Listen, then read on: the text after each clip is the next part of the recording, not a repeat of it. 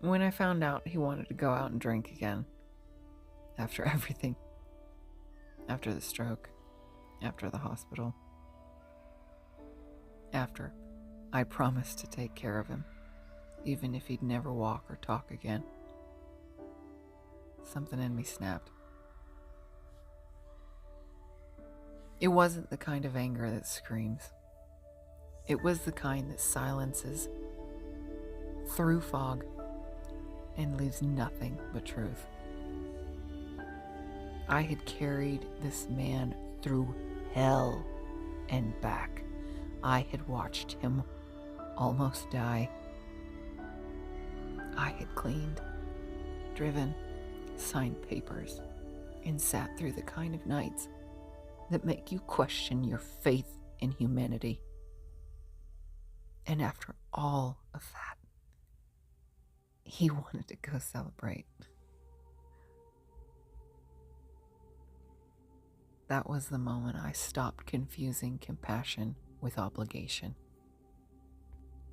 I remember standing there, feeling the sharp, cold clarity, thinking, if you want to destroy yourself, that's your right. But I will not be your audience. I will not be your nurse. And I will not let my daughter learn that love means cleaning up someone else's self-inflicted chaos. So I packed our bags. I took my daughter's hand and I left. No screaming. There was no begging. Not anymore. I thought it was clear where we were at. Just calm, resolve. The kind that can only come after you've finally had enough. That night I stopped saving him, and I started saving me. It was the first time in my life that anger didn't lead to destruction. It led to direction. I wasn't just done with him.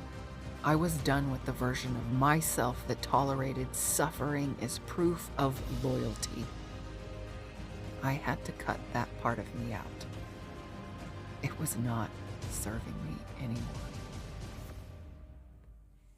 And in that clarity, I felt something I hadn't felt in years. Freedom. It was heavy, but it was mine. That's where this chapter ends and where the next one begins. Because once I walked out that door, I stopped living on defense and started learning how to command my life again. Next time, I'll tell you how that strength evolved, how protection turned into power, and why control, when used with purpose, became the language that finally saved me. This isn't the story of a victim. It's the story of a woman who finally stopped saying yes to pain that wasn't hers.